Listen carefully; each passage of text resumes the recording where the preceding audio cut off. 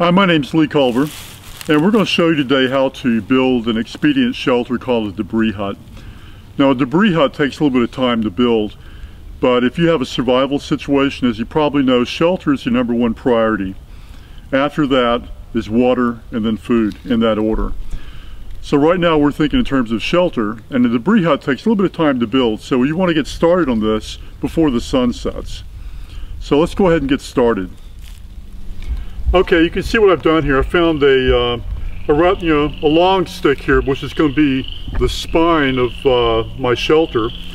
I found a couple of smaller sticks that had a little bit of a Y to it and interlocked them, so I can take the larger spine and kind of just fit it right into the groove here.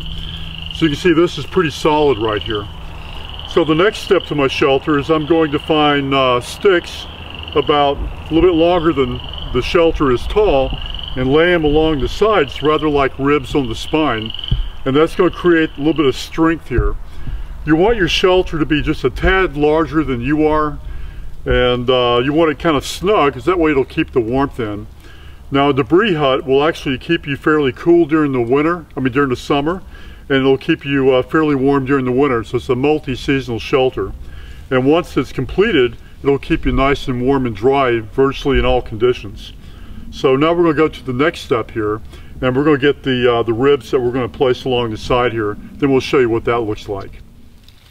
Okay, now you can see that we have our debris hut being started here. We've, as we showed before, we had 2 interlocking sticks with kind of Y ends to where we could put like the main spine across the top here to make like a ridge pole. And as you can see, we're putting sticks along the side here, rather like ribs on the spinal column. And this is going to provide the support for the structure.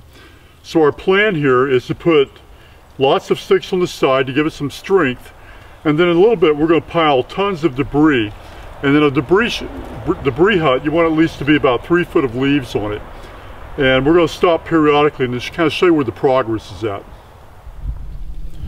Okay, our debris hut's coming along quite well now. As you can see, as you pan down to the debris hut, we have a lot more structure on the sides, which is going to give it a lot more strength. And the more sticks that we put on the sides, it's going to keep all the leaves and the debris that we put on top of it from falling in. So it's coming along quite nicely. And now the next step is we're going to put some leaves on top, and you're going to see what it looks like in a moment. Okay, as you can see, we have a almost completed debris hut here. We've created our spine, we put the ribs along the side, creating some support. We've piled a lot of leaves on here. And if I were going to spend the night in here in a survival situation, I'd probably add at least another 1 foot or 2 of leaves to make it more insulated and make it more waterproof. I've been in debris huts before where it poured down rain and I stayed completely dry because I had a minimum of at least 3 foot of leaves on the structure.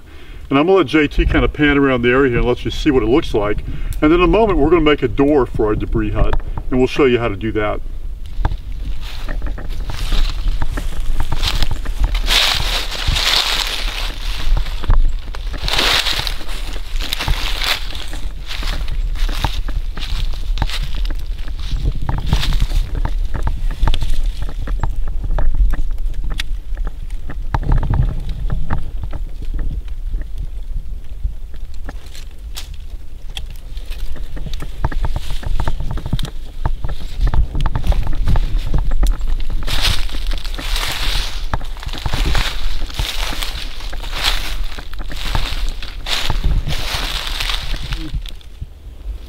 Okay, we've completed our debris hut. Now we're ready to make a door. Fortunately, we're in a marsh area, and in this area we have lots of river cane growing around here. And I'm going to show you how to make a real quick door with this, just kind of keep the wind out, or just make you feel more comfortable during the night having a closure there. So we're going to go ahead and do that right now. So what I'm going to do, I have to cut my river cane to be about the right length. So let's see here. There's several ways to make doors. But river cane is nice and lengthy and pliable, and it has a million uses in survival. And this is just going to be one survival use.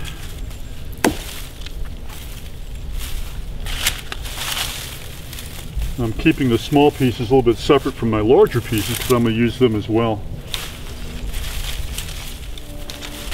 Okay, let's see if we can do this so we can see a little better.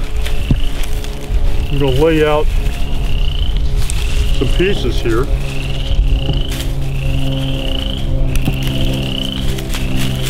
Spread them out just a little bit, and we'll kind of weave them around a little bit.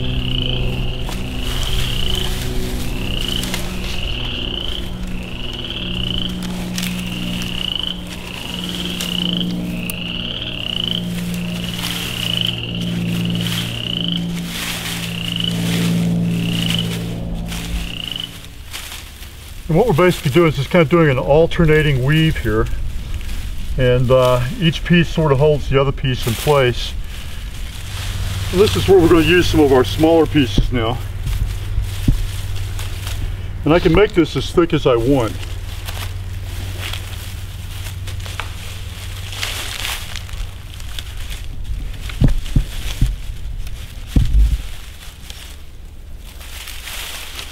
So you can see we have a very rudimentary door here.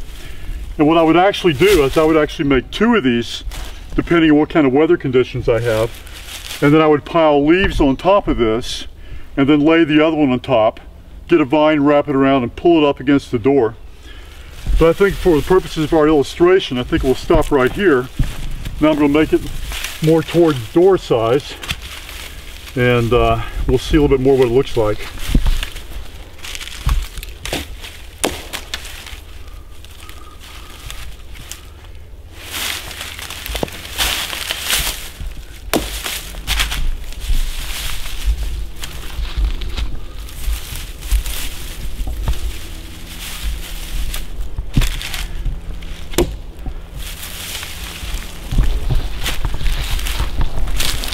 We have something of a door here.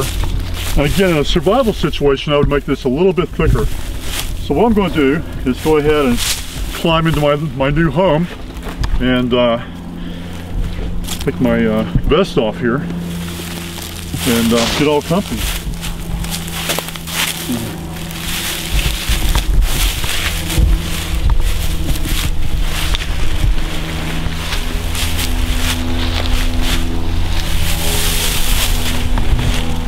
Now, as you can see, I've made this debris hut to be just about the right length. I made it a tad bit roomy for someone my size. So now I'm going to go ahead and hunker down. Now, in a colder environment, I would put a lot more leaves on the floor in here to make it more comfy. And basically, I'm ready to go here and go ahead and get all nice and comfy for the night.